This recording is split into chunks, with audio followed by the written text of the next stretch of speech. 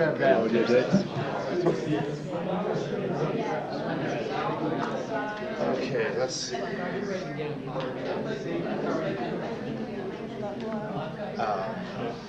know. You're smiling. I know. Everything's okay. It is not. I cried in Corey's office and then I've cried been in Camille's crying office. since he told me. I just stopped 5 minutes for Yeah. And when the meeting's over, I'm gonna cry again.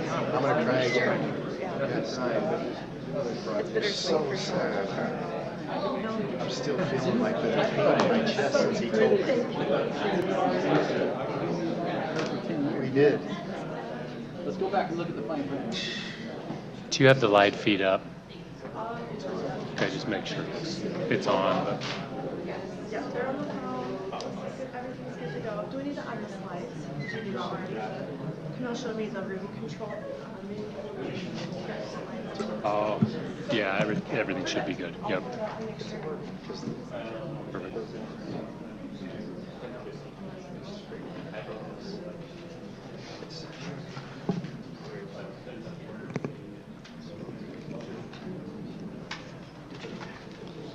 Yeah.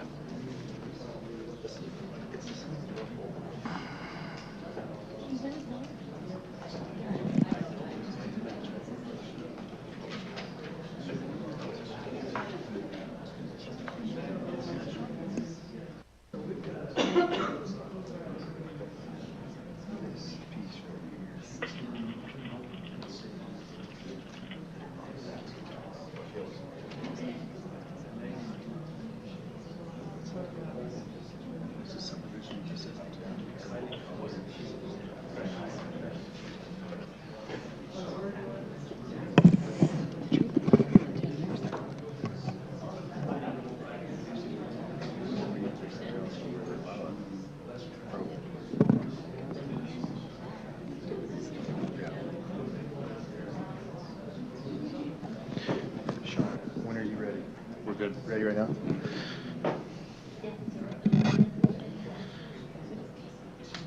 All right, we'd like to welcome everyone this evening, Mapleton City Council meeting on Wednesday, April 9th, 2025.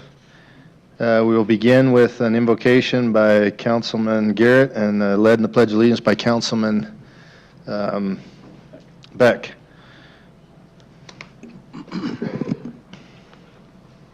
Our dear Heavenly Father, we bow before Thee this evening. We're grateful for the many blessings that we enjoy, and we're thankful for the beautiful weather that we've been able to enjoy lately. We're thankful for this community and this city and all the wonderful people who live here with us in this community. We're grateful for the privilege it is to be able to rub shoulders with each other and to enjoy this lifestyle that we have here. We're grateful for the chance now that we have to meet for this city council meeting, and we pray that Thy Spirit will be with us and to guide us and direct us in our discussions and our decisions. We pray that Thou will bless those who are among us in the city that who may be struggling or going through trials. We ask Thee to please bless them and comfort them and strengthen them. And we ask Thee for these things now in the name of Jesus Christ. Amen. Amen. Please stand with me for the Pledge of Allegiance. I pledge allegiance to the flag of the United States of America and to the republic for which it stands, one nation, under God, indivisible, with liberty and justice for all. Thank you. All right, we have a full quorum this evening with Councilman Carlson dialed in by telephone.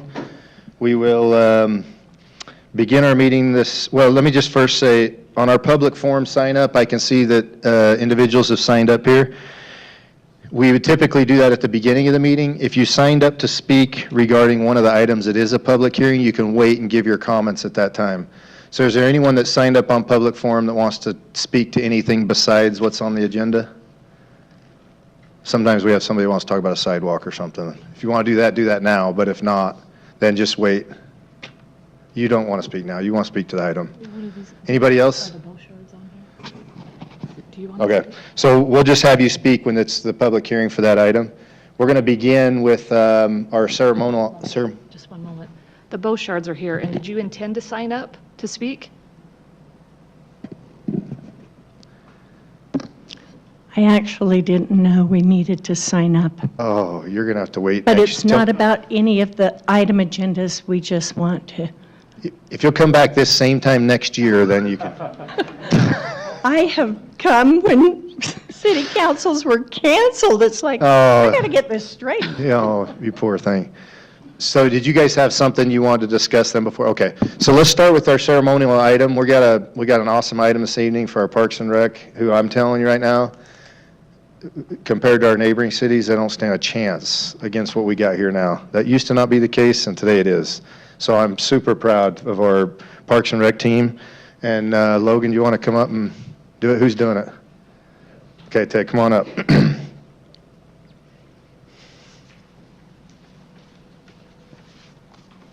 Thank you, Mayor.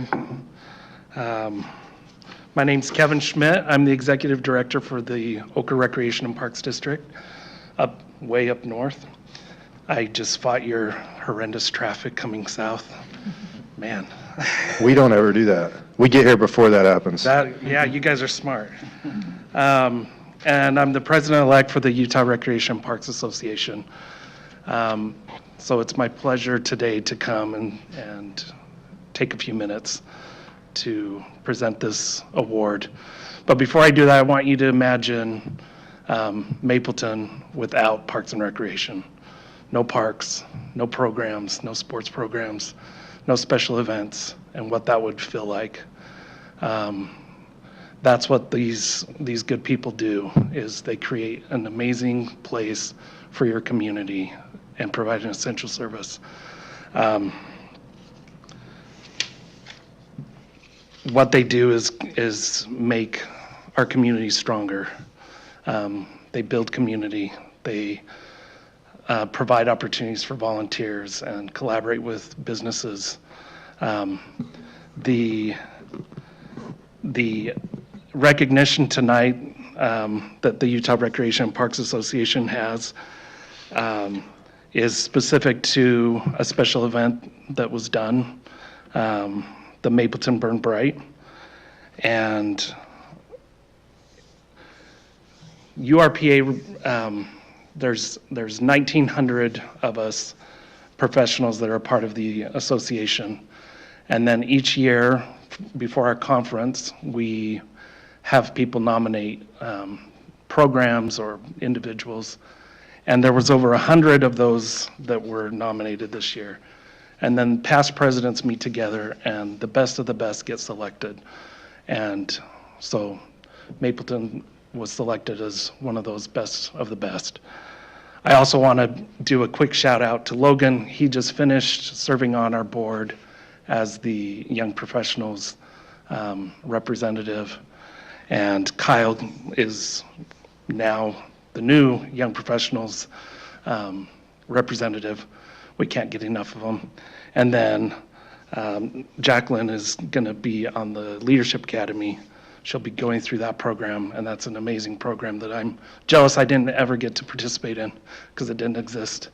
But she's going to learn a lot and bring it back and continue to make Mapleton more and more awesome. So with that, I want to congratulate this group for that program.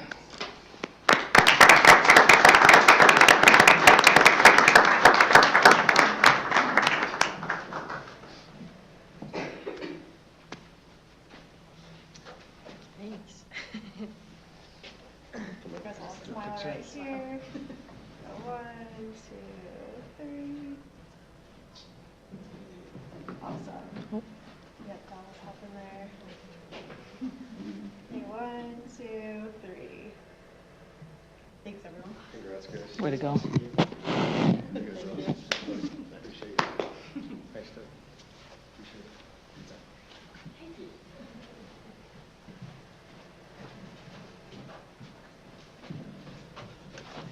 Thanks, Ted. We appreciate it. We believe that the award is appropriate, and I'm just telling you, we have the best team that we've ever had in the history of this city running our parks and stuff. And if you go to them often and have gone to them often, you'll notice a noticeable difference since Logan's been running the program. He's fully engaged. He's 110% committed. He brings every idea. He He's always thinking outside the box. I mean, those of you that participated in our 24th celebration, that he's turned into a week-long celebration now, and the activities and the family gatherings. And I'm saying Logan, I mean the whole team, because, you know, these gals back there, they've got bright minds too, and they bring a whole nother dynamic, and they do an awesome job. And I'm telling you, we're super lucky to have them. Logan is, he's a leader, and he's all about it. And Logan, we're glad to have you. Thanks for all your hard work. And I'm kind of a Nazi when it comes to, I like things neat, I like things organized, which means when you look at grass and you look at sprinklers and you look at sidewalks, I like straight lines and things like that. And I was really pounding that drum for a while, and Logan stepped up to the challenge and took it, and he's doing it. So Logan, thank you, and thank you to your team. And this is appropriate for you guys, and I think we got many more of these to come. So thanks, Ted. Appreciate you coming. All right, with that, we'll move to our public forum, and the Beauchards, if you'd like to come forward and speak, that'd be great. If you'll state your name and for the record. Thank you. I'm Pam Beauchard. My husband, Steve, we serve as members of the Mount Nebo Communications Council of the Church of Jesus Christ of Latter-day Saints. Some of you know that.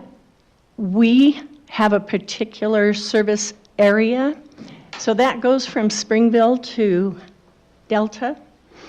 But ours, because we live in Mapleton, we get to interact a little bit more with our community, which we love. So tonight, besides telling you a couple of events that are coming up that we think Mapleton might want to know, and maybe it's not as public as we wanted it to be, but also to congratulate you because I saw that cool sign on Maple Street that says, service projects, sign up with Just Serve. And in the council, when we meet with government, business, nonprofit groups, that's one of the things we want to connect them with. That is such a great tool to bring volunteers together for whatever communities need. So rah-rah on April 26th. And then also to remind us that the nonprofit that we do have in Mapleton, the horse arena there, sorry, name is eluding me, but how we can connect. Bridal of Hope. Pardon? Bridal of Hope. Yep, Bridal of Hope. How we can connect with them too, as we visited with them probably last fall. And what a great service they give.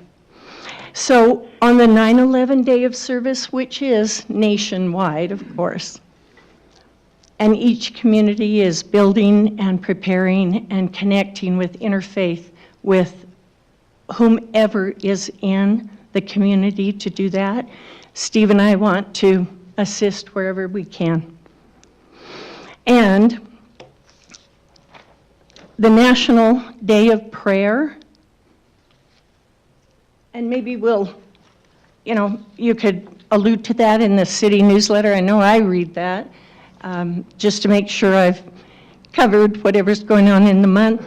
That happens in May, nationally, and nationally the group chooses a scripture theme. The UVIA, which is Utah Valley Interfaith Association, usually prepares it and puts it together. So I'm going to leave that with you. It's a great program each year, about an hour and a half. This year, Michael McLean is there. So thank you for your public service, for your service as individuals too. And we want to support Mapleton any way we can. We love living here. Thank you. Thanks for your service. Thanks for all you guys do. Appreciate it. Madison, did you get those notes on the prayer and stuff?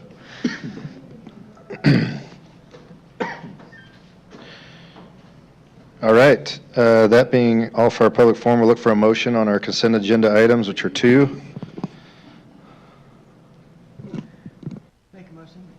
I'll make a motion to approve the consent agenda.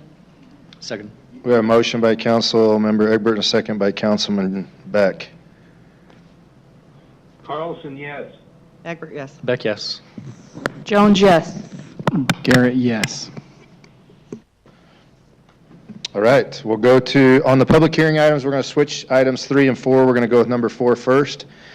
Number 4 is consideration of an ordinance to rezone 3 parcels encompassing 7.3 acres of, located approximately 795 South Main Street from A2 to RA1.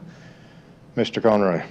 Yeah, thank you, Mayor, members of the council. If you want to look on the screen on the back, we can kind of orient you a little bit here to the project. So the Huff Acres own these 4 parcels.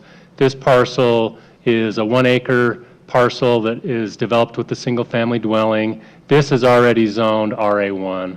And then they own the back, about 2.7 acres that's zoned A2. This is just an open field.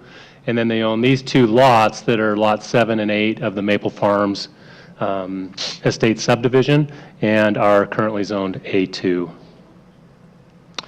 This is the zoning map, the current zoning map, so you can see the parcel that's already zoned RA1 and the remainder of their parcels are zoned A2, which is what much of this area is currently zoned as well.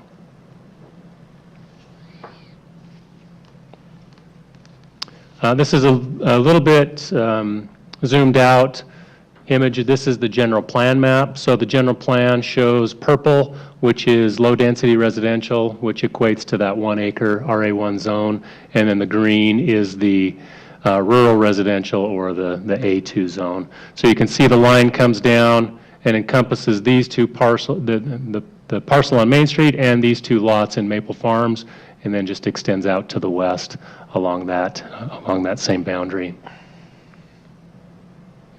So the applicants are requesting to rezone the property behind that parcel on Main Street and Lot 7 of the Maple Farms Estates subdivision from A2 to RA1. In the staff report, we indicated that they were proposing Lot 7 and 8, but the applicant has clarified that they are not requesting a rezone of Lot 8 that has a home on that corner. They've submitted a concept plan that shows the potential construction of a new road along the north property boundary where 2 additional 1-acre lots would be constructed, and then the proposal would be to split Lot 7 of the Maple Farms Estate subdivision into 2 1-acre lots. So the general plan, the council should consider the future land use map, which is what we just looked at, as well as the goals and policies in the general plan. We point this one out in particular, that encourages maintaining and protecting established neighborhoods. Planning Commission reviewed this application and they recommended approval of the rezone of the 2.7 acres behind the Main Street parcel, but they recommended denial of the rezone request for that Lot 7 in Maple Farms Estates. The Commission determined that, or they were concerned with the change to that existing Maple Farms subdivision, and for that reason recommend denial of that portion of the application. The applicant has submitted a concept plan. That is a requirement for a rezone application. However, it is just a concept. We're not approving a subdivision plan at this time. It's just intended to provide guidance on what they intend to do in the future. If the rezone application gets approved, they would then submit formal subdivision plans that would then go through the preliminary plat process. We did note some issues with the location of the road, that the applicant will have to work with that neighbor to the north, but that's really would be part of the subdivision process. So this was the proposed layout. You can see where the road would come in off of Main Street to provide access for these 2 lots, and then this is the proposal to split Lot 7. We did receive quite a bit of correspondence on this application. The applicant submitted a number of signatures expressing their support. There also were some letters expressing opposition, primarily to the rezoning of that Lot 7 in Maple Farms Estates. Just as a reminder, rezone requests are legislative in nature. That means the commission or the council has very broad discretion to approve or deny. The council can consider public opinion as part of its decision-making process. So staff's recommendation would be to approve that rezoning of the 2.3 acres behind Main Street. And then the main question that's come up with the correspondence from the neighbors really is it appropriate to rezone that Lot 7? Is that consistent with the general plan? So that's what's before you tonight. I'd be happy to answer any questions if you have any for me. Any questions for Sean right now? No. This being a public hearing item, we will now open it for public comment. So if you have something you want to say, when you come to the microphone, if you'll state your name, and then just take no more than 3 minutes, give your comments, and then we'll try and clip through.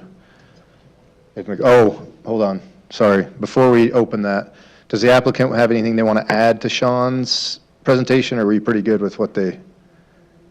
Yeah. Steven, is there anything you guys want to add, or is it good? Well, I left our names off the list of people that were for. That's okay. If Sean covered it pretty good, you don't have to say anything if you've. Yeah, I just want to speak for about 5 minutes. Okay, come now then, Grace, come up to the microphone and All right. we'll do the applicant and then we'll do the public hearing portion. Okay, I didn't know the route here, but anyway, I did leave each one of you something to see the satellite picture that they put up there. And I hope some of you, that I emailed Saturday night at 1 in the morning to drive by and look at our field and see how wide that field is. Because in the maps, it looks like a skinny little thing, and it doesn't look like it does in real life. I appreciate you letting me speak tonight. My memory's bad, so I've got to keep looking at my notes here. But on some of the city information, it said that Maple Farm Estates was created in 1990, which is incorrect. We drove into Mapleton in 1979, June of, and they had just put up a big billboard, Maple Farm Estates, 2.25 acres, animal rights, etc. And my husband turned Main Street on 900 South, the brand new street, looked over at that field that had a big concrete silo, and he said, "We've come home and we're going to build our home around that silo." That silo is a monument for Mapleton. It's been there probably 100 years or more. And this poor man took 7 years to build his little woman a big house for all the kids to come. Anyway, getting back to this, we bought back in 1979. Some of you weren't born yet. We bought Lot 7, Lot 8, and the back 2.67 acres of vacant land attached to the lots. We've been farming that land ever since, growing alfalfa, feeding hay to the neighbors that had horses and that. We've been a real help to those in Mapleton that always come and get our hay. It was an accident that Lot 8 got put on the beginning there, that we already have our house, our barn, and our tractor shed and everything, so nothing on Lot 8. We're only requesting our Lot 7 in the back, 2.67 acres. We are not asking for a subdivision at this point. Our sweet engineer, Steve, he helped working with the city to draw that up, but after getting some costs of how much it was, it's not feasible for us. The main reason we're here right now is to rezone our property, especially Lot 7, and be able to have our 2 adult children that are here tonight to build 1 home each on it. We aren't going to do anything with the back land for some time, and we definitely can't afford a subdivision. In 2021, it's my understanding the city paid a lot of money to hire a professional company to come in and analyze our zoning, and they came up with everything from south, everything north of 900 South, and on each side of Main Street could be RA1, which includes our property only. It's the only one included in our entire subdivision. Our good friend Chad Warren, who's also a farmer right across the street on Main, his was included in that also. There are no deed restrictions in Maple Farm Estates, and this subdivision is only subject to city zoning laws only. We could come in there with a mobile home, 2 outhouses, and throw those up on that beautiful field, and that would devalue your property. But we have our friends and neighbors and ward members here, and we love them dearly. We don't agree on this subject, but we'll let them talk about it when we can. I spent the last 3 weeks walking around door to door in the entire subdivision of Maple Farm Estates. I had 32 people that signed the agreement that they don't have any problem with us devaluing. They're happy that we've always kept our home, our land, our fields in beautiful condition, and they said, we're not worried about that at all. We don't think that will affect us. In fact, there are some people in the subdivision that don't even mow their weeds or anything else, so they appreciated people that do care for things. None of the owners, there were 4 that said they didn't want us to have the Lot 7 divided because they thought it would devalue their property. 3 of them don't even live on the same street as us. They're on the other street, and the other one is right across the street from us, Shelley and TJ, and we love them dearly, but they're afraid that we're going to devalue their property. Let me run to the next one here. We're 85 and 87 years old. You never know it, I'm sure, by looking at us. I tell my husband I'm 25, and he said, have you looked in the mirror lately?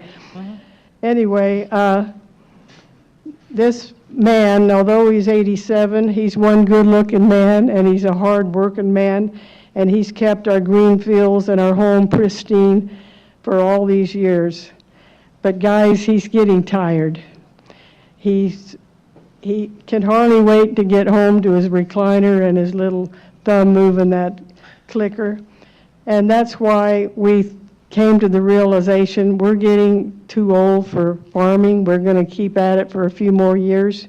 But for now, we have to keep doing it. We can't get out of Greenbelt, for one thing. If this zoning company said that we should be RA1, I don't see the problem with one lot there causing a problem, because I know our children and I know what beautiful things they can build and do, and you'll be thrilled with what they put there. I think we have proven, in fact, the Planning Commission report last week, like you said, allow us to have the back lot zoned RA1. That wasn't a problem. This number 2, they said that the city protect the general welfare of our community.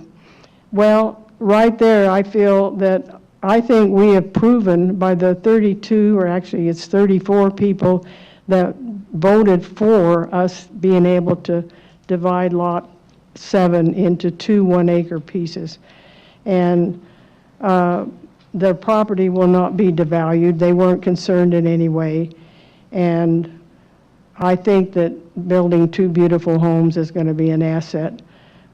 We stand here tonight asking for your support to allow us to zone. I thought it was already RA1. I was given this, and I thought we were already that, and that we were just trying to keep it. So thank you for listening. I appreciate all of you. I'm just so impressed with all of you here tonight. We came to the planning zoning a week ago, and there were 2 people here and 1 substitute, and we didn't have a chance, all women. Anyway, I appreciate all of you being here and all the time you give it's amazing. I was talking to Theron, and he's gone from one planning thing to now this, and it's really impressive that you guys really care that much about Mapleton and keeping our city beautiful, and I appreciate you. Thank you for letting me talk. Thanks, Grace. All right, that being the case, now we will turn it over to, we'll open it to public, for a public hearing, and like I said, if you'll come forward, state your name, speak up to 3 minutes or so, and then we'll clip through as many as we can here. Hi, my name's Mark Wilkinson, and I'm a friend of the Huffacres. I wanted to give you a little bit of background on me. I'm a real estate broker with Berkshire Hathaway and have been a broker for 40 years. I've testified in numerous court cases as an expert witness for real estate, and I'm a founding member of the Luxury Home Institute. It's a worldwide company or association for luxury homes, and that's been my specialty for years and years in California and in Utah. I'm also a former planning commissioner and city councilman, so I understand the process and what you're going through and what you're looking at. One of the reasons that I wanted to speak today is to debunk the misinformation that has been going around, and I wanted you guys to have the real information, so when you make your decision, it's something that's valid, it's based in fact. And one of the things that particularly I wanted to talk about is the concept of devaluation of the land. And I can tell you unequivocally that this is complete baloney, because these are going to be new homes built here. They're going to be very nice homes. They're going to be nicer than a lot of the houses in the subdivision. And in my 40 years of experience, this will do nothing but increase the value of the neighbors' homes. They will be very nice. They will be consistent with what you see being built in Mapleton now, which is very nice, high-end homes. There are 34 houses over $1 million currently for sale in Mapleton. 5 of those are on 2-acre plus lots. 17 of those are on less than half acres. And as you know, a lot of the new subdivisions in Mapleton are half acre and less. So and they're multi-million-dollar houses. So you cannot equate directly the size of the land with the value of the house and the property. One of the neighbors has been crying that. It's kind of the Chicken Little, sky is falling type knee-jerk reaction to a change, kind of like the NIMBY, not in my backyard mentality. But this is not true. It will not devalue the land. Most of my clients would not want a 2-acre parcel. They want 1 acre or less because they're not interested in maintaining that much property. And, there have been comments that neighbors like looking at a field. Well, their name isn't on the deed. So we've got personal property rights that are there for people who own the land. And I think it's really important to consider those things. And 2 1-acre lots, an acre is a big piece of land. I'm on a half acre and I'm tired of mowing my lawn. So that will not be inconsistent with a lot of the development in Mapleton. And that's all I have to say about that. That's Okay. my opinion. Thanks, Mark. Thanks.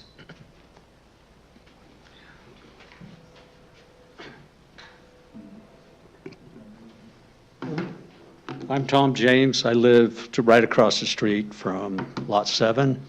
I grew up here in Mapleton. I think when we moved in here, there were 1,100 people here in Mapleton. How old were you in 1979? I hate to say it. I was a little. I know, you were. I wasn't born yet. Married. No, I know I was. Anyway, seemed like a long time ago. But I love Mapleton. That's why I live here now. I love the wide open spaces. When I looked for a house, I looked for a place that reminded me and could give me a rural atmosphere of Mapleton, because I knew it was growing. I've lived in my current house for 25 years. I I was excited when we found a lot in the Maple Farm Estates because it was 2 acres and it could, there were livestock. I love coming home and seeing horses in the fields, llamas, pigs, sheep next to me, goats. It's just the atmosphere I moved into. And you talk about value. It's hard to talk about value right now because I know my parents, when they moved here, they bought 4 acres and a house for $19,000. And now they're just, it's crazy. But there's more in value how things get devalued more than just money. And I like the estate, the Maple Farm Estates that I live in. And 4 years, she mentioned 4 years ago that it was this rezone, that was rezoned. The general plan. General plan, right. The general plan was rezoned, and I've heard over and over again that they just use broad brushes. I believe that the recommendation to zone it just went down to 9th South. It makes sense. There's a road there. It's a barrier. Not looking at a subdivision, it kind of makes sense.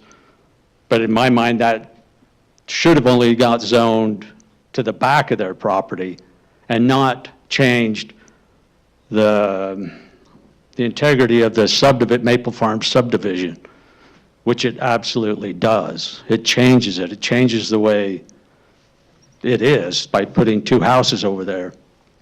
I think that unless there was a good reason, I mean, if anybody can tell me a good reason why they took one property in that whole subdivision and made it a 1 acre lot in that whole subdivision, I'd like to hear it. I think it was a mistake, and I think that one thing the city council ought to do is fix that mistake and take that line back to the back of the property so that we don't have this issue again and again. Someone else could buy that 2 acre lot and then want to rezone it again if we keep it in there. So it ought to be changed. You're talking about the general plan itself. The general plan that comes down to 9th South, it should never have come down there to 9th South. It should never have gone through the subdivision. And 1 acre and 1 lot out of 30 lots be changed. It just doesn't make sense. And I did move in there I did move there because it was a farm type atmosphere. And I think it does devalue it because of that. So I think 2 things. One, that I think the integrity of the subdivision's at stake, and I think that the zoning's a problem and needs to be fixed even before we even try to decide this, so. Okay, thanks, TJ.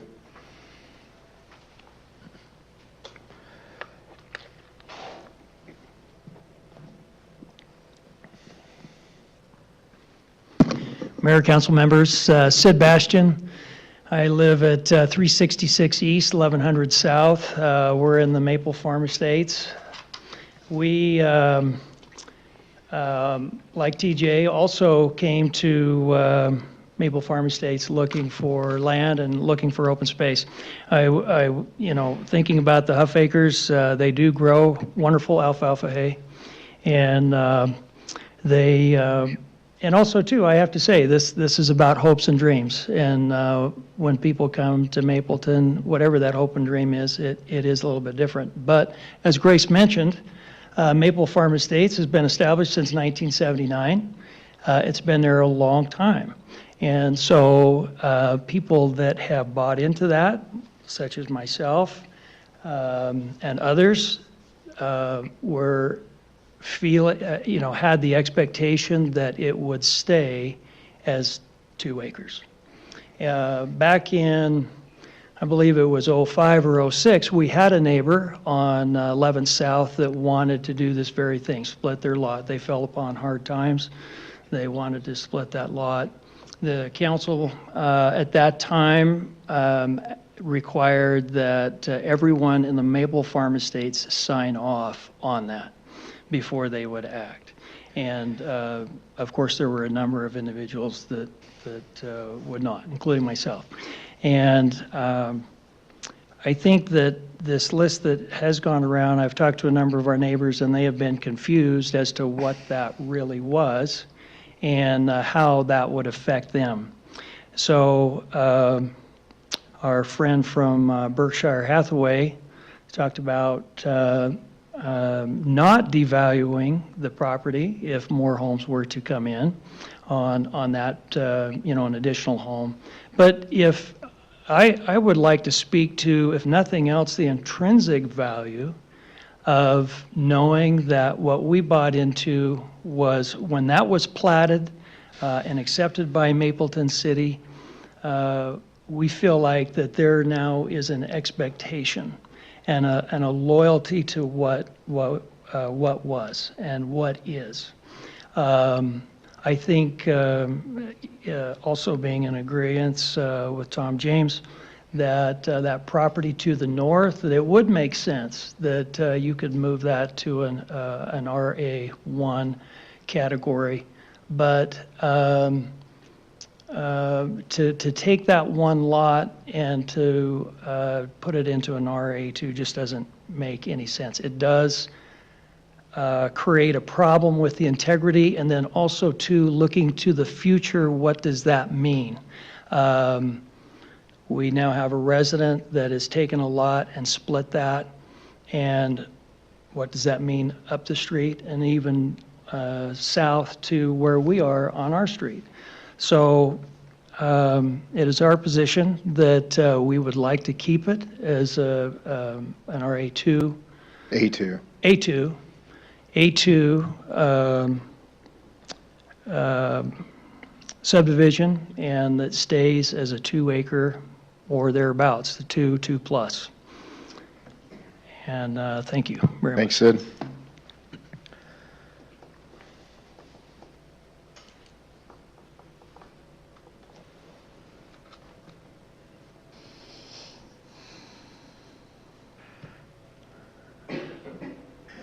Dee Dee, we're having public hearing now. If you want to come, go ahead. I've been watching it on YouTube. In the parking lot? No. Oh. It's at home. All I was right. on a recliner. I actually just had a little minor surgery. Oh, no. So I'm Dee Dee Dart. You guys know who I am. I've been here quite a few times. When I was watching this, I didn't know anything about this. This isn't my neighborhood. I live South Mapleton. We live in an existing subdivision that was put in 78, 79, 80, and it was zoned A2. So everyone that buys into our lot knows that it's A2. They come with expectations that you can have cows, horses, chickens, and all the smells and noises that come with that. Where I see this, where this looks like it was a existing subdivision that was zoned for A2, I believe it should stay, just the lots that are in the existing subdivisions should stay as A2, just to keep the consistency throughout the city. Now, you guys know of the subdivision across the highway. Everybody signed on to a neighbor, allowing them to zone it as A1. So everyone in the subdivision agreed to that. They didn't think it would be any problem. So that allowed them, their children, to build a house next to them. No problem without that at all. But what happened was then once the development behind it was created and was sold off, and they were going to do a subdivision for that, what happened? Instead of stepping down and having them be 2 acres, they were able to go down to ½ acres because now the subdivision was zoned as 1 acre lots. And so now that subdivision, that all of those farmers that have 2 acres, who have cows, horses, chickens, and that smell, have a neighborhood backed up to them with ½ acre lots who wanted to move to Mapleton because it's so rural and beautiful, but they don't like the chickens making the noise in the night, they don't like the irrigating in the night, they don't like the smells from the horses, they don't like the smells from the cows, and so they start complaining about their neighbors that have been there forever. So I am just strong about this, that if there is a subdivision that is zoned as A2, or whatever it is, that it shouldn't be able to be allowed to be rezoned unless the whole subdivision is on board with that. Because I just want people to know what can happen when you start going down that road. And that's why I got in my car and drove down here to support those against it. That was a Because- hustle. Because a lot of people, sure, 1 acre, that's cool. You have this big, beautiful spread of an acre. But if you're not using it for farming stuff, you don't understand how horses attract flies, cows attract flies, et cetera. So I just wanted to state that again. Hey, thanks, Dee Dee. Do we have anybody else that wants to come speak? This isn't your sweet engineer, is it? My name is Sweet Engineer. Stephen Lord, first of all, I want to say thank you for moving the budget to after us so that we don't have to listen to Bryce. But other than that, no, I'm grateful to be back and see you all. Just maybe a couple of things. Nobody's really talked to this yet, the idea that if one lot does it in this subdivision, then perhaps one day down the road, everybody in the subdivision or somebody else might decide to split their lot. That's the whole point of the general plan.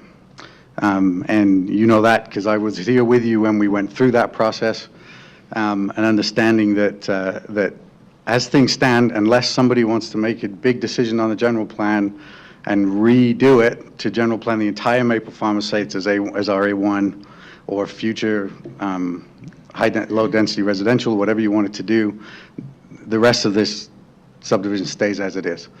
The other thing maybe I'll bring up, I mean, I've been doing subdivisions, land development for a long time, and subdivisions really are arbitrary boundaries.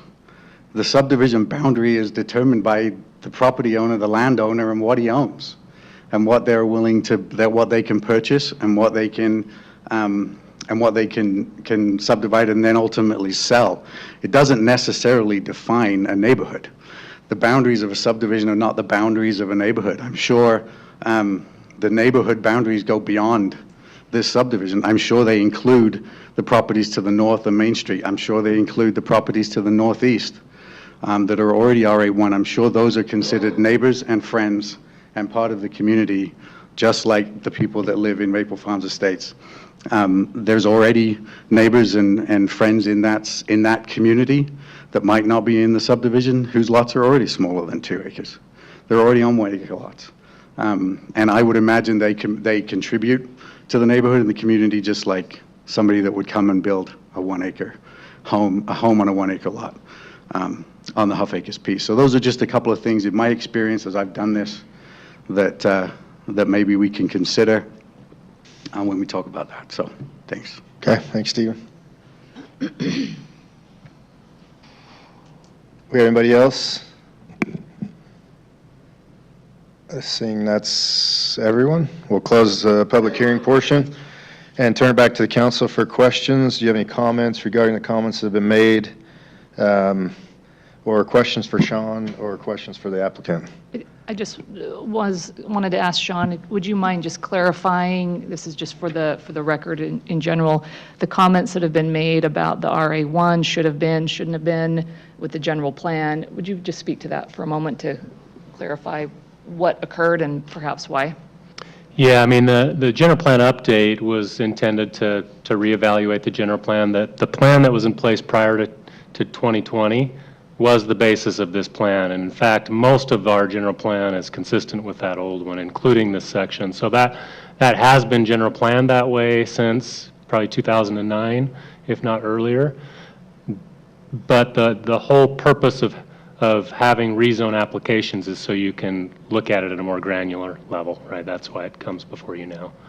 And you can look at it and say, yeah, maybe that was a mistake, or you can say, no, there was a reasonable basis for it to keep the boundary in a consistent location. So I don't know that you could say there was an error.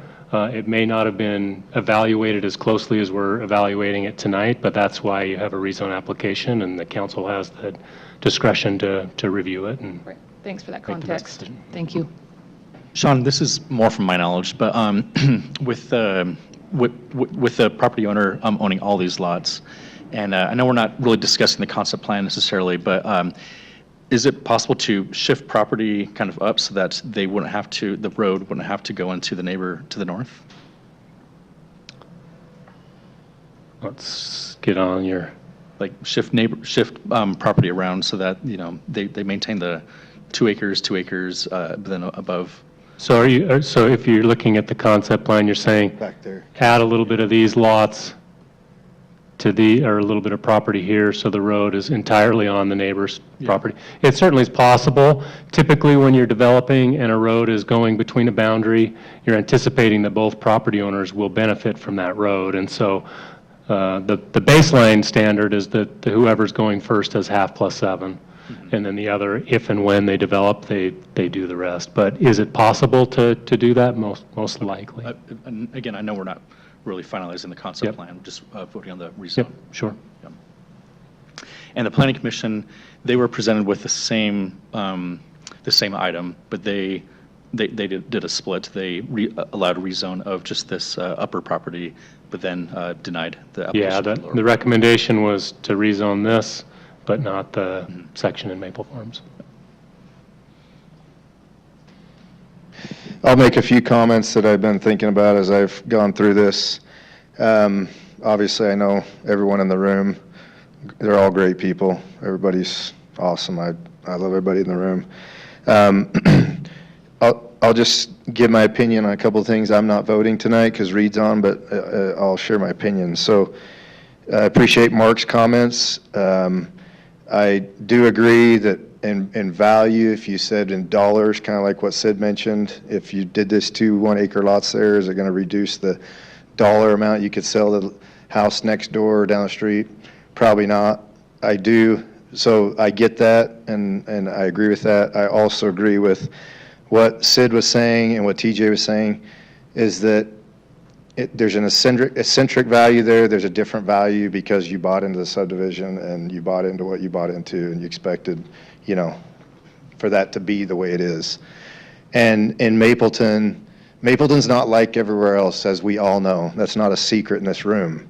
And so when we rebranded the city Small Town Big Heart, we've tried to make every decision on this council based on that, Small Town Big Heart. How do you maintain Small Town Big Heart? And if we made every correct decision, I don't know. I'd like to think we have, but I'm sure we've messed up along the way a little bit. But in Mapleton, you talk about, half acre being too much to mow. Well, that's personal opinion. You want a less than half acre, go move to a 1/4 acre. If you want more land, go move to a bigger parcel. And I don't believe that it's the government's responsibility to subdivide people's parcels to make it so they can take care of their land. That's not the government's responsibility, or make it affordable. So in those cases, those comments are meaningless in my opinion. They're strictly personal opinion. I do feel strongly about not changing integrity of subdivisions, and especially in this place in Mapleton. Obviously, Small Town Big Heart lends to openness. These places have been designed and created for that reason. Fully agree with that.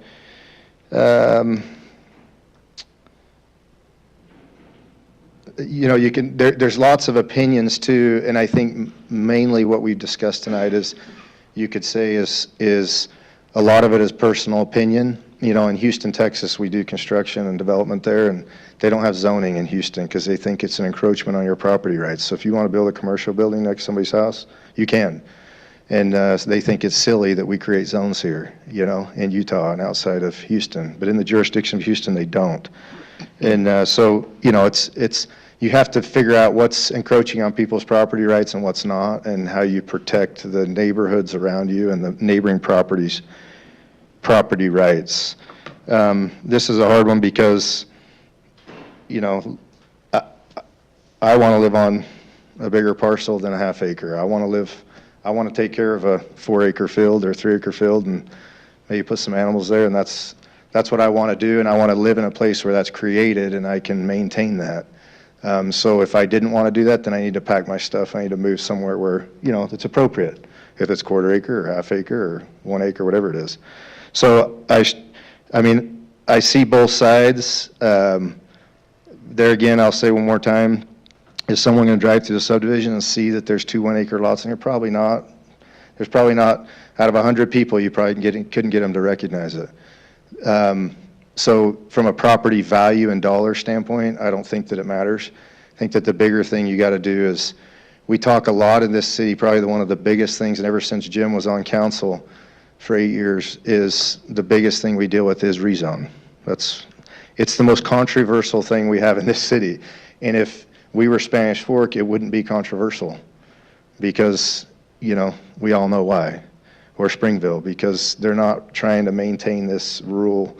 And there again, I'm saying rural, but rural's personal opinion. It can be, 1 acre could be rural to 100 people and 2 acres rural to another 100 people. So that's all personal preference. The reality is that green on that map is A2 for a reason and has been for a long time. That's one of the reasons that Mel and Grace decided to put their beautiful home there, is because of that reason. It's what you go see and is beautiful and you fall in love with, and all of a sudden you want it. So yeah, it's a tough one, but that's my opinion, and I can see both sides, and you gotta make a decision. These situations are always very hard because of Mapleton's motto of small town, big heart, and we want to take care of our neighbors. We want to make sure that people can stay in their home. But with the general plan, kind of like the logo, or with the motto, can be argued both ways. And it was intended to be a general advisement on how mapping is done and how zoning should be done. But there have been a few other situations that the general plan didn't necessarily get every foot and every parcel correct. And I think this is probably one of those situations as well where if we knew that parcel was in the subdivision, we probably wouldn't have changed the color of that map.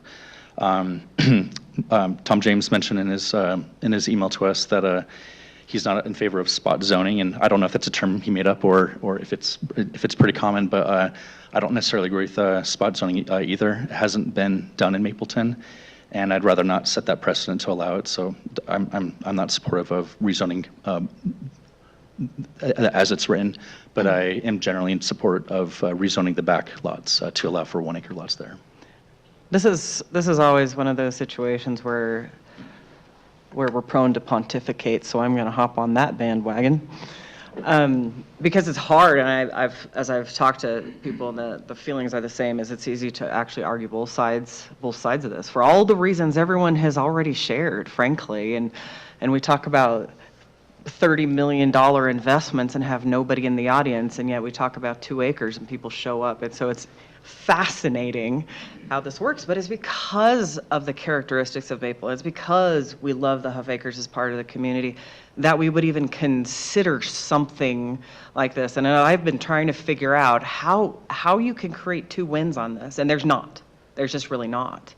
I emailed Grace earlier today and said, have you considered using that southern parcel? I'll be real clear, I'm fine with the rezone of the top 2, but can you put another house with a 1,200 square foot ADU on it? And how could that, how would that work? Would that fit in without having to rezone this? And that is an option. But, as I'm in agreement with Casey that, and what Sean shared about the intent of a general plan isn't to go plot by plot, lot by lot, subdivision by subdivision. That's just not the nature of what it does.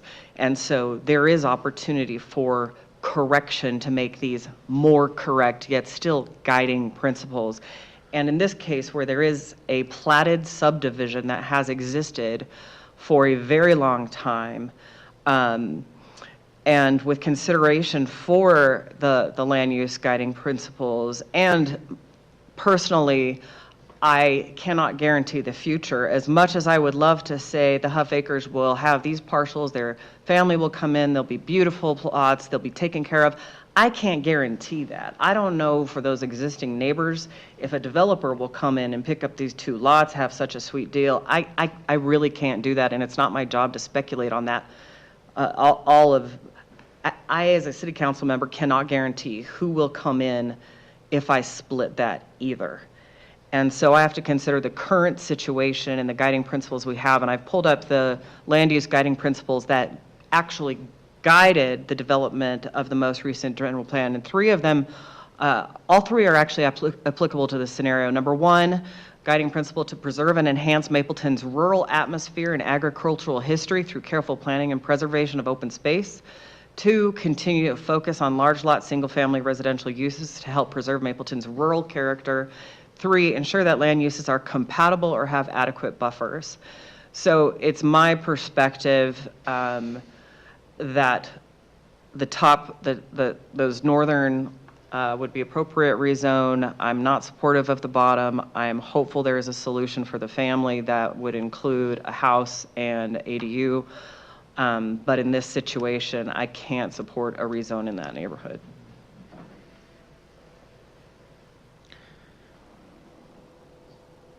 Reed, if you want to give comments, you just let me know and I can turn the mic on. Can you hear me? Yes. I'm also concerned about changing an already platted subdivision.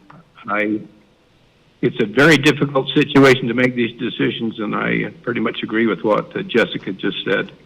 So that's kind of where my feelings are as well. Okay, thanks, Reed. We all get to choose when we make these decisions what will influence our decision. And since I've been on the council, I have tried very, very hard to identify for me what is the principle involved here, and trying in an attempt to be as consistent as I possibly can, knowing that every application has some nuances and is unique.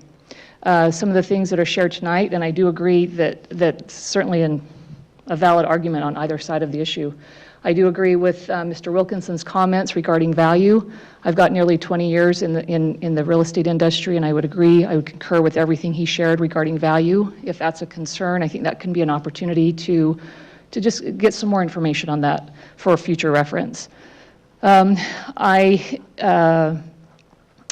suspect, life comes at us fast, and are there 24 lots in this subdivision, I believe? I suspect at any given time, there may be in the future other people who wish to divide their lots and would hope that they had that opportunity. The fact that 20 out of 24, as I understand it, 20 out of 24 households have supported this move, I think that's pretty impressive.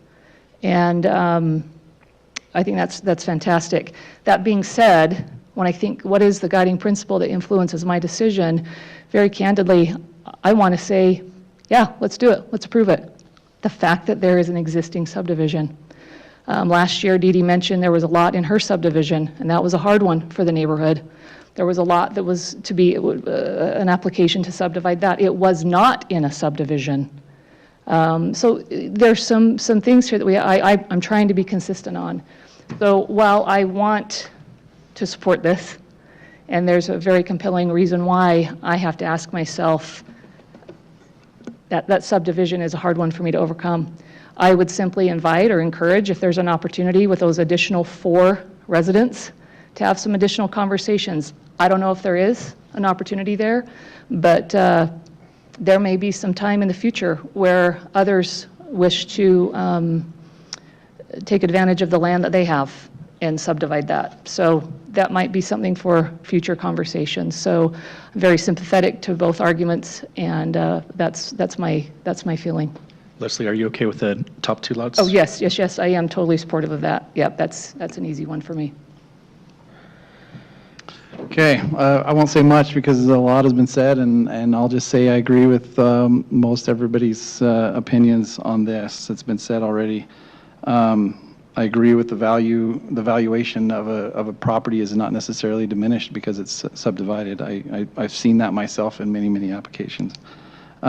But to me, this comes down to the general plan boundaries are softer and, as has been said, brushed with a wider brush than a subdivision boundary, and subdivision boundaries are more rigid.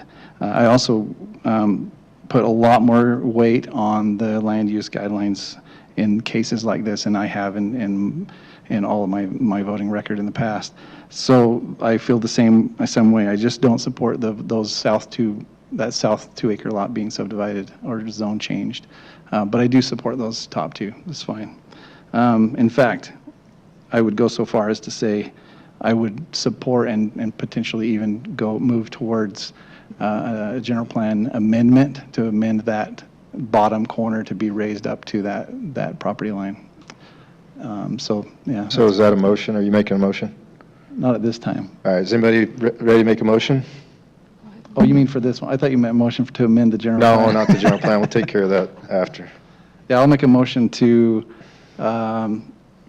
approve the zone change for the top two lots, but to deny the zone change for the south 2-acre lot.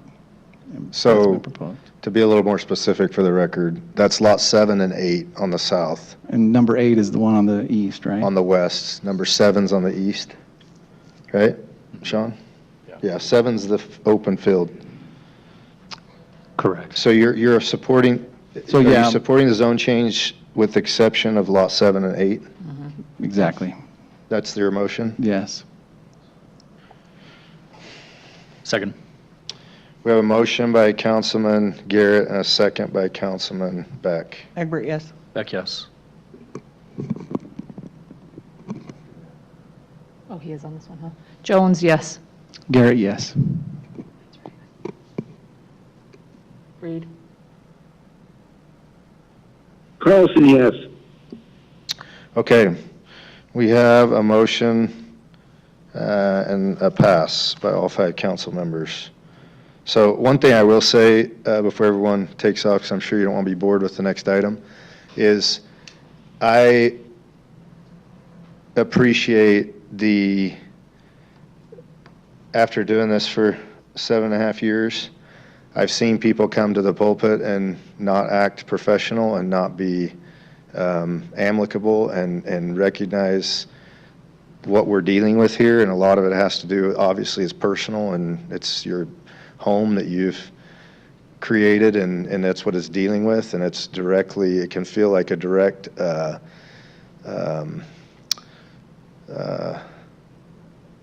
whatever you want to call it, a direct punch to yourself or whatever you want to call it. And I appreciate you guys being good neighbors and respectable and just saying the way you see it and kind of leaving the emotions aside, because you can get awfully emotional doing this stuff. I've been there, done that. I've watched it, and you guys have done an outstanding job. And, you know, for some of you, it's not going to go the way you wanted it, and some of you, maybe it is, and it's just, we're still going to be neighbors and put our arms around each other and move forward and hope we can figure something out. So thank you for doing that. Appreciate it. You guys are awesome. With that being the case, if you want to stay, you're welcome to. If not, you can hit the road. This is another public hearing item you can speak toward if you'd like. So the next item is consideration of an ordinance to rezone consideration of a resolution amending the current fiscal year 2024-2025 budget. We'll turn the time over to Mr. Euler.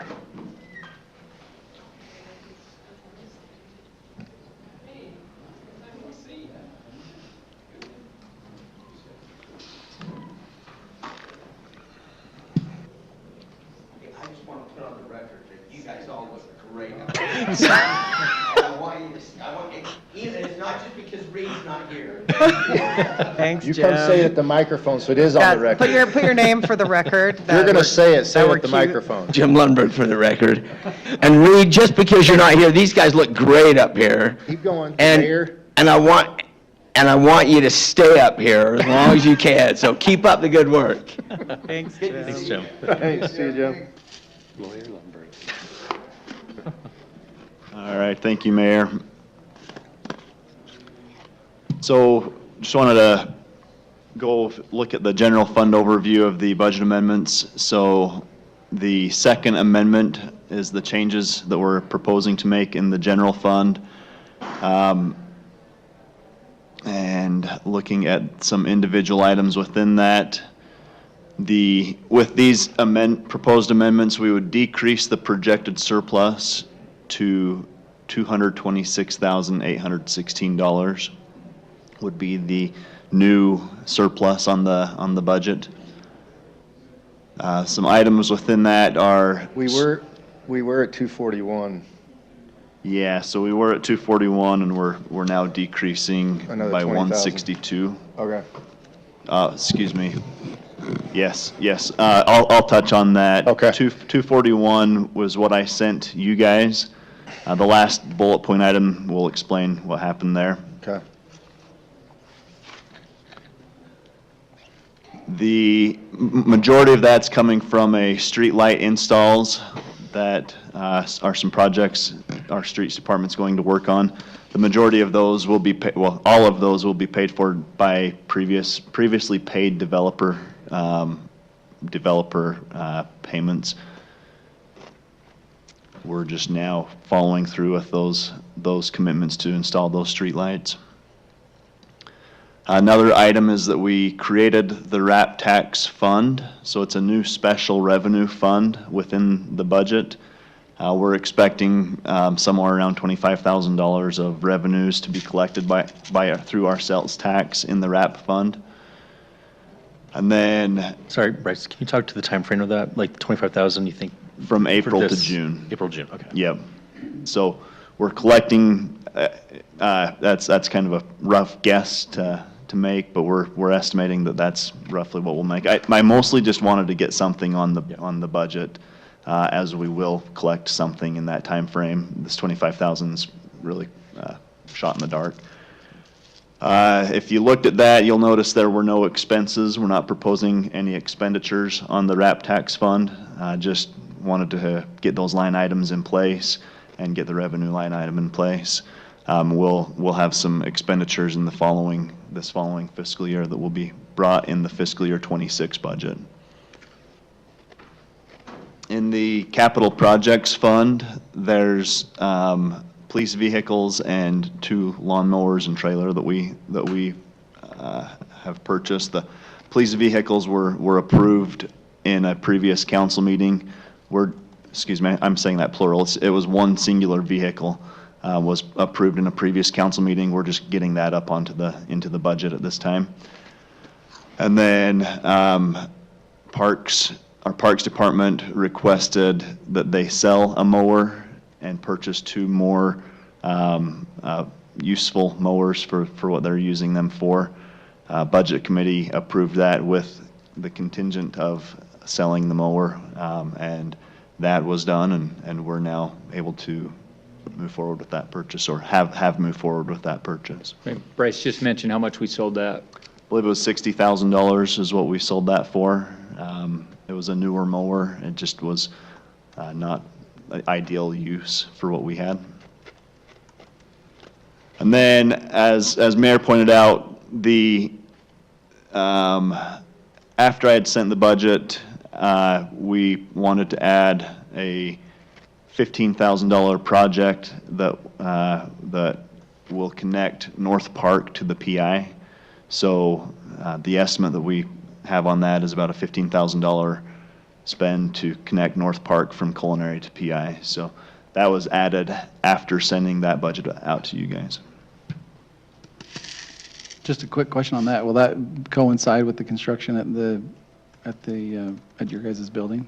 Separate project. Yeah, the pipes are already there. We're just connecting from Culinary to PI. I believe there was a break, and we're just fixing that and putting that on the PI. I just wanted to make sure there wasn't an efficiency thing that we could combine it with the project. It's in a different spot. Oh, yeah.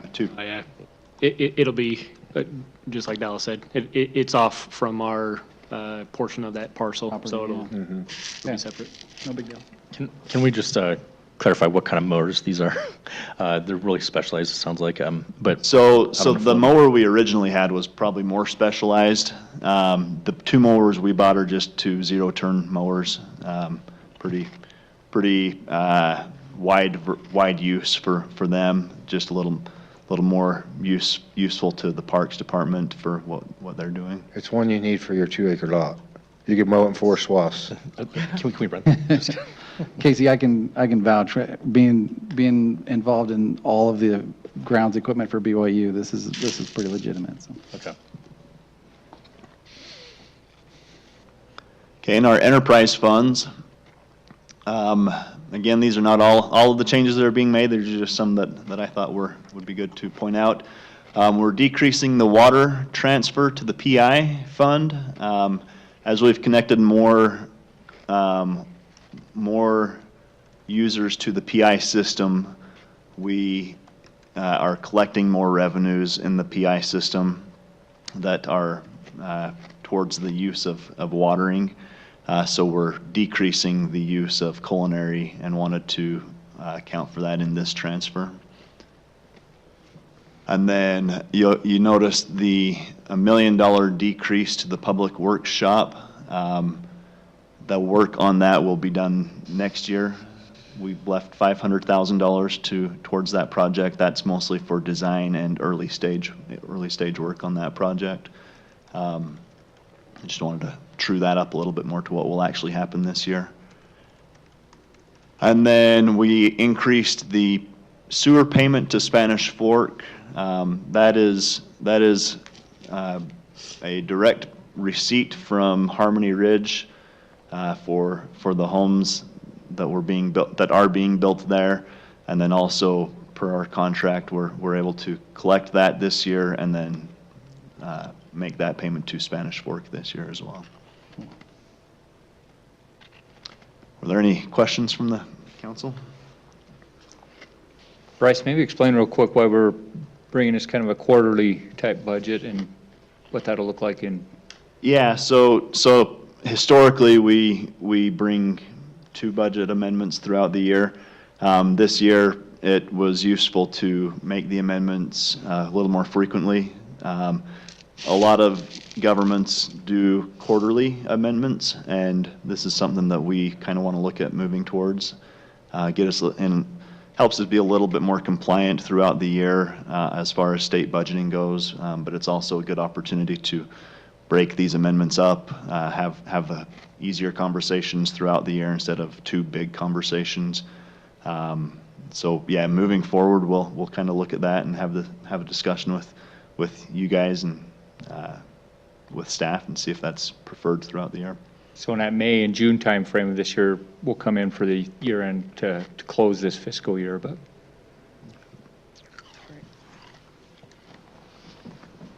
I don't have any questions, but I like the quarterly move. I think Yeah. that's really good for Yeah, I agree. communication and reporting as well. Here. I'll make a motion to adopt the This resolution. is a public hearing item. This being a public hearing, I will open for public comment. Seeing there are none, we'll close the public hearing portion. I'll look for motion. I'll make a motion to adopt the resolution amending the current. No, he doesn't want to speak. You do, for real? If you want to speak. Okay, if he you wants to speak you'll on, have to no, come he's to the on a mic. different one. We'll get that, just, let's pass this motion and Oh, go I to see. that. I see. Okay, go ahead. You're good, go ahead. I'll make a motion to adopt the resolution amending the current fiscal year 2024-2025 budget. I'll second.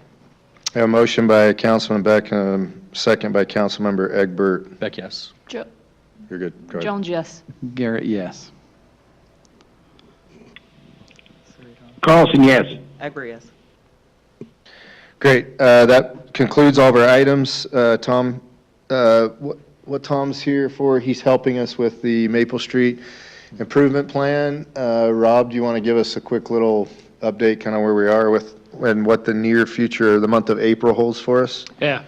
So the plan is, it's being designed right now. We've got the, how everything is going to fit, how we're proposing to have everything fit down there, done. And Steve, who's also designing the East Maple Street project, is working on the grading, the fine-tune stuff. But the plan is that we are going to send out letters next week. In fact, we need to set a date. The discussion has been to have a neighborhood meeting either the end of this month or early May. We just need to set a date, and then we'll send, we'll stick flyers on everybody's door along that section of East Maple Street to come here and meet, and we can talk through the details of what that means at each person's house and get some feedback and be able to move forward from there.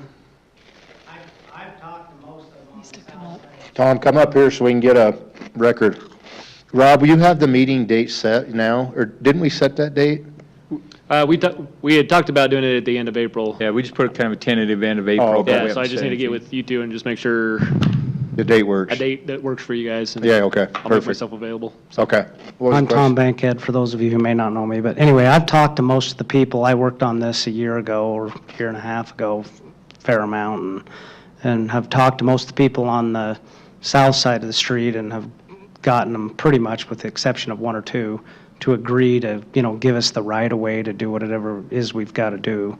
And so Dallas won't return my call, so I thought if I come here, he'll have. You're the only But I'm just anxious to help. That's right. And the only other thing I did want to say while I was here is hopefully, and I don't know what your plans are, that we can underground and get rid of a bunch of the crossings, the overhead crossings from the south to the north. So we've reached out. That was another thing that we need to discuss. That comes with a pretty big, the Rocky Mountain Power will move power poles, but to bury would have to be at the city's cost.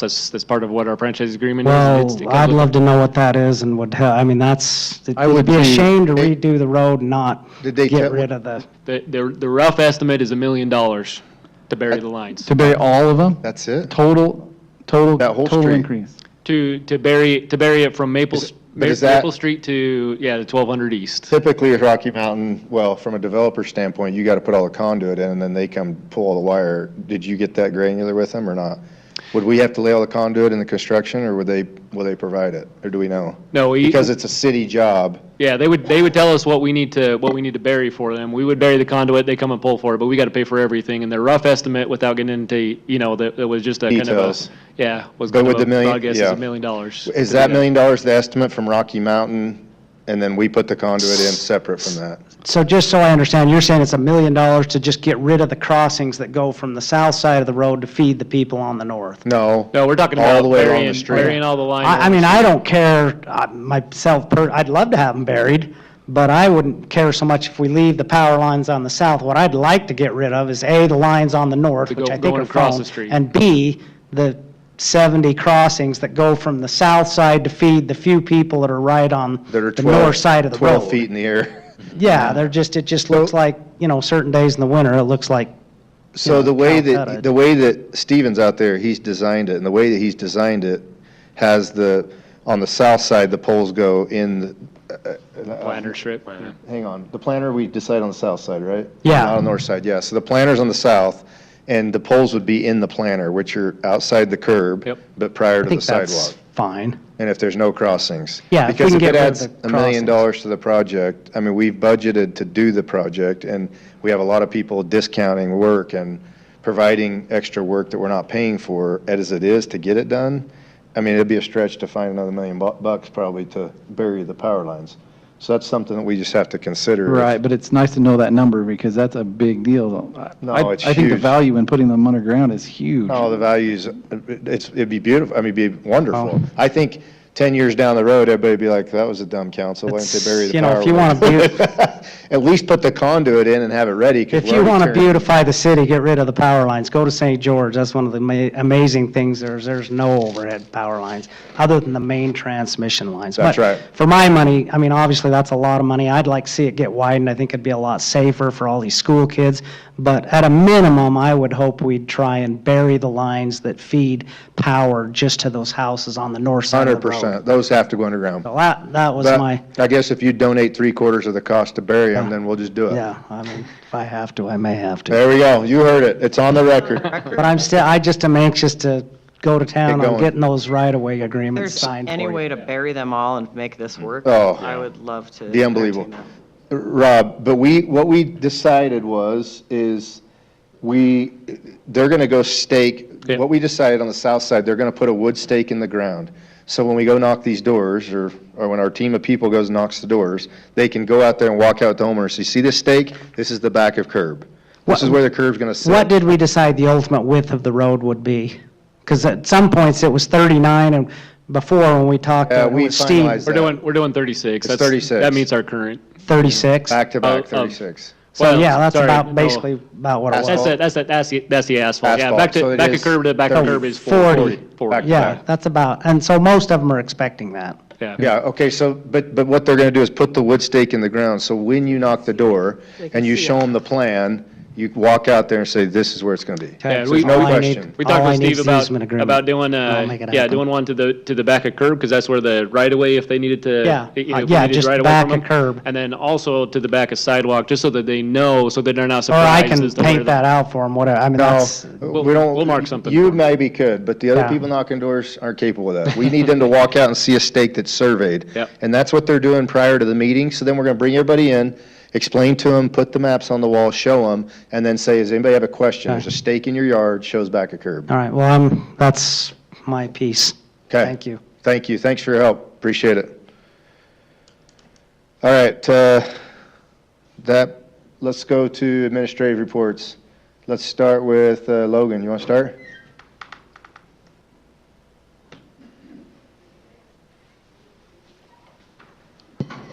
Just a couple of quick things. So this Saturday's the Splash Color event. You're all welcome to come. It's our new one.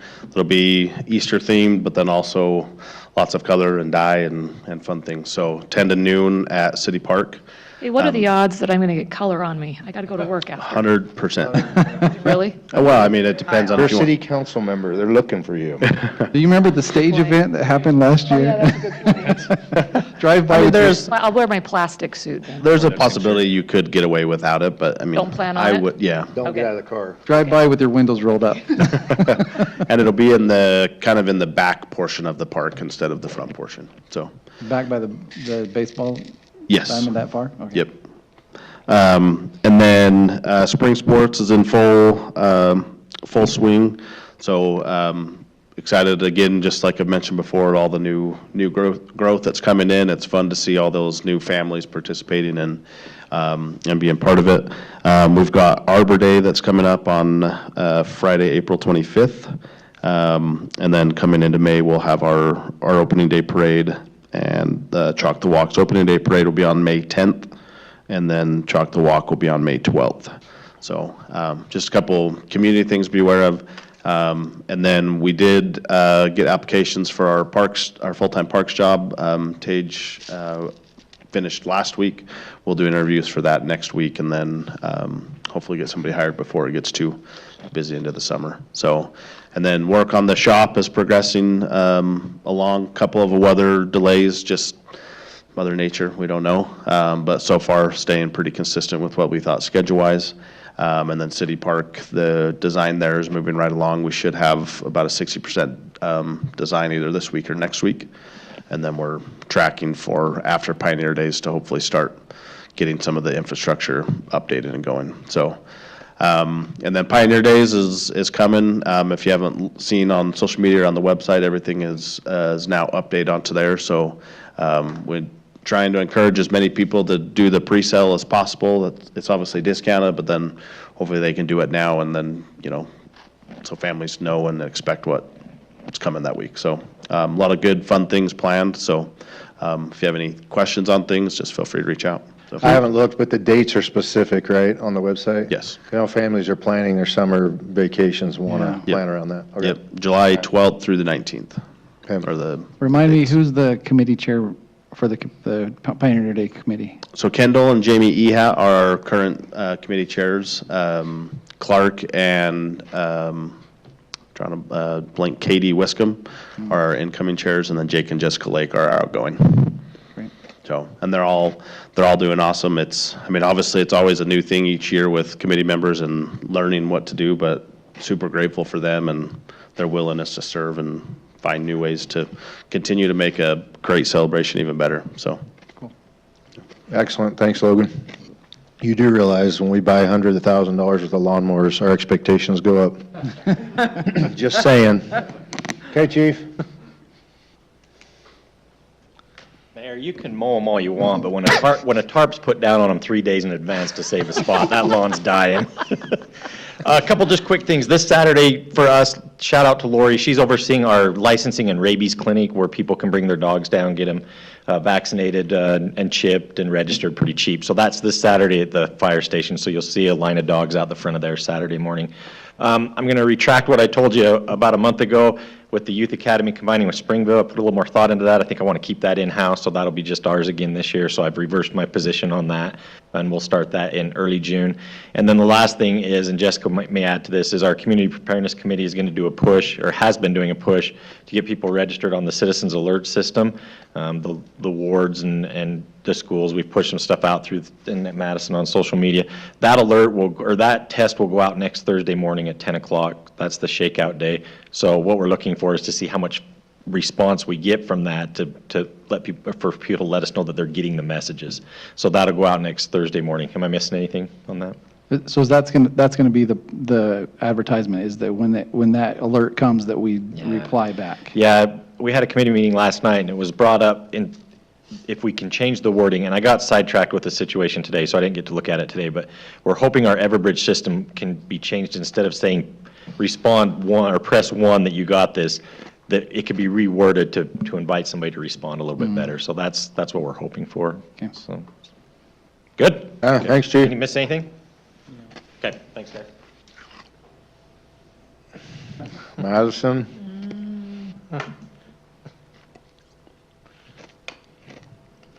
I just want to say thank you to you all for a great couple of years. This is my last city council meeting, and I just am so grateful for the experience with Mapleton and all of the growth and all of you. So thank you. Madison, you've been awesome. You well exceeded our expectations. You're awesome. Thank you. You made it It's through been the a joy. dialogue without crying. Good job. Can't imagine anybody better to be our No. first full-time person No, in that we're spot. super sad and you're ripping our hearts out, but we And we wish already you the got best. 2 middle fingers this year, so if you walk out with that, You can't do better than that. No. And best of luck, Madison. We're super sad, but we're excited for you and your family and wish you the best. Our team's planning on taking her to McDonald's, so we're getting that scheduled. So. All right, they'll take you to McDonald's and I'm taking you to Outback, okay? All right, good job. Thanks, Madison. Last year, we received a $2 million grant for the water project. That was federal funds, and we just completed the single audit for that, and it went really well. There were no issues, and just wanted to give you a heads up on that. Thank you, Bryce. Rob? A couple things that,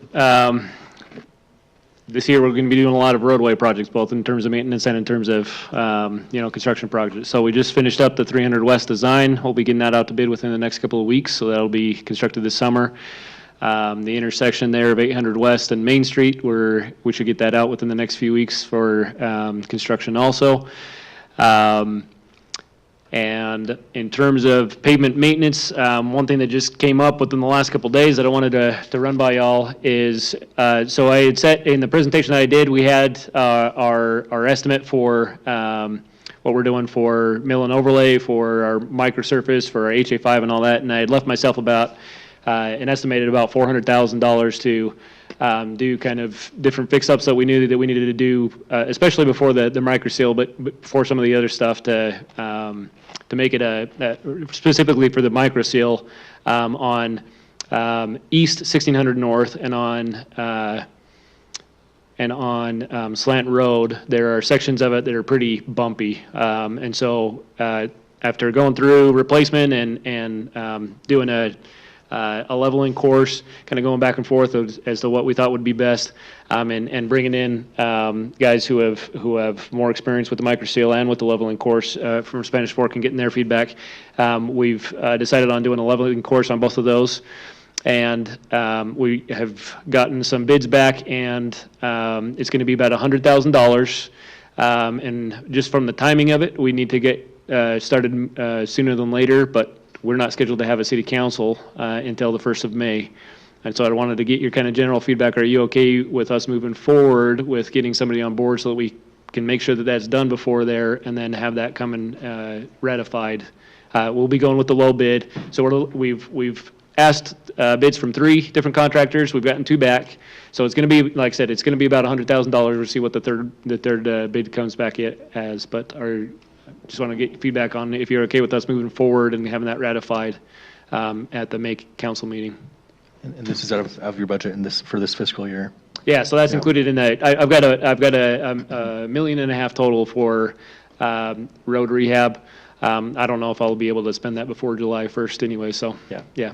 Yeah, I think it's great. I'd much rather get something done the right way, so thanks for bringing that. Yep, thanks, Rob.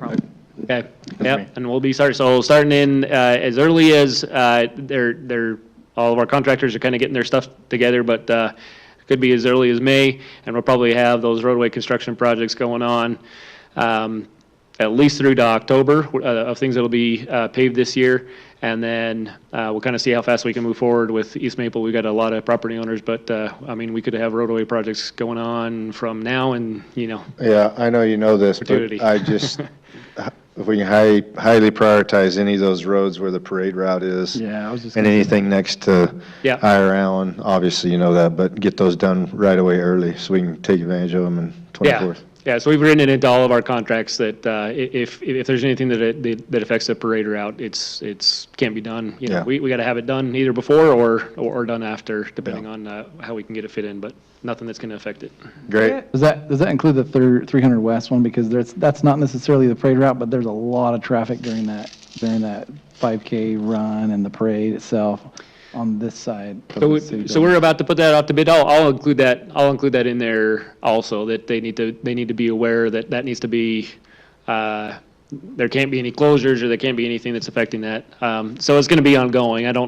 They'll probably need until the right before the end of the school year to get that all constructed and everything, but we'll make sure that that's written into that contract as well. Yeah, I mean, that's a road where if they weren't done with it, and as long as it's open during that time, Yeah. it's fine. It's not, obviously you don't want trenches on Main Street, but if you had something, they stopped work for the week or a few days or something, that's not a big deal. Yeah.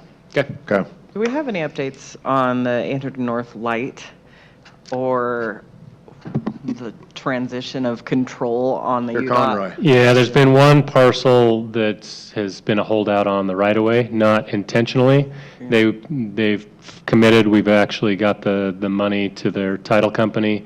They have a couple of mortgages and the banks are being complicated in finalizing the deed to us. We've been contacting them weekly for a couple of months and it's always, this week we think it'll get done and it doesn't, but it'll happen. It's just, yeah. And then Rob can comment on when construction might start once that happens, but. Yeah. So I had hoped to get started by now, but, it's kind of it depends on when we can get the right of way. Can't start work on something we don't own, so. Anything See how about fast we the can go. 1600 Main Maple? No, we have quarterly meetings with UDOT. I check in with them every time. They're still trying to work out how they can put together the $3.5 million that we Yeah. told them would be required, so. I'm not in a rush if there's not $3.5 million No, we'll attached touch to it. that. That's right. Yep. Okay, thanks, Rob. Reed, do you have anything for us? I might mention we have an amazing seniors committee. They've actually located Elvis, and they're going to have him there at their luncheon tomorrow. So, if anybody Elvis will be in the building. come and meet the king. Would that be you dressing up or? No, Oh. it's Elvis. Oh, okay. I like the sound of that. Okay, thanks, Reed. Yeah. Okay, thanks, Reed. Appreciate it. Thanks for being online. All right, Jessica. Yeah, the most going on, Chief already mentioned with the Community Probe Committee and just the participation for the Great Shakeout. We're really leaning into data and understanding what we have with the citizen alert and how many people are registered, what's going on, how many responses. And so I'm hopeful that we'll be able to benchmark that data and set some goals on how we can improve that and understand how we're actually educating people to use that. The other two events we're going to have this year associated with that committee is participating with the Public Safety Night Out. That'll be in September. So we're trying to pair that event up with a farmer's market night when people are already there. And then in November, a self-reliance fair and workshop that we'll have over at the Public Safety Building. Okay, great. Thanks, Jessica. Casey? I don't have anything. Nothing. Okay, Leslie? Nothing, no update. Okay, Darren? Nothing for me as well. Great. Sean? Many of you were contacted by some neighbors who were concerned about an accessory building, a couple months ago. Excuse me. So we've been working on some amendments to address some of those concerns. Went to Planning Commission in March. They wanted to see some additional amendments. So that'll go back to Planning Commission tomorrow night, and assuming they move it on, it'll come to you in May. So if you get contacted by those neighbors, again, you can let them know it's moving through the process. So. Oh, before I forget, who's going down to the league convention next week? I'll be there for the first few days, not the last two, but Corey will be down there too. So I didn't- Corey, I are you haven't there s- the whole time? Yeah. I'm just wondering who we're heckling with. Yeah. Darren, you're there? I'll be there. I haven't heard from Camille on a hotel yet, though. Was she able to secure a hotel? Yeah, the Best Western, which is over by the The McDonald's. Abbey Inn that has breakfast? Yep. It's cheaper north. than Isn't all that the the same other one we ones. stayed at last year? Camille's on. Oh, I forgot. Unless you did. I have your per diem checks will be done tomorrow, and so I'll get those to you before you leave. Great. Thanks, Camille. You might have stayed there last time, but north of the McDonald's. Is that it? Yep. Thanks, Sean. Corey? I don't have any items unless you want to have Stephen talk about water. Water? Water? At least come say it into the mic. I'm sick. I'm good, though. Stephen, would you come more often, please? We miss you, Stephen. All right. We like Rob. No, we like him, Speak we for like yourself. him and would like him more often in that seat. There, over there, not asking for money. Good there. That's right. No, it's Hey, great. Rob just asked for $100,000. That's nothing. That's nothing. Is that because Steve asked for all the money years ago? Yes, it's all gone. There's nothing left. Don't be talking to him after the meeting, Rob. All right, if that, everything, we'll look for motion to close the meeting. So moved. Second. Motion by Councilmember Egbert and a second by Councilmember Jones. All in favor? Aye. Yes. Yeah. Okay, thanks, Reed. Thanks, Camille. Gonna wait, not say right.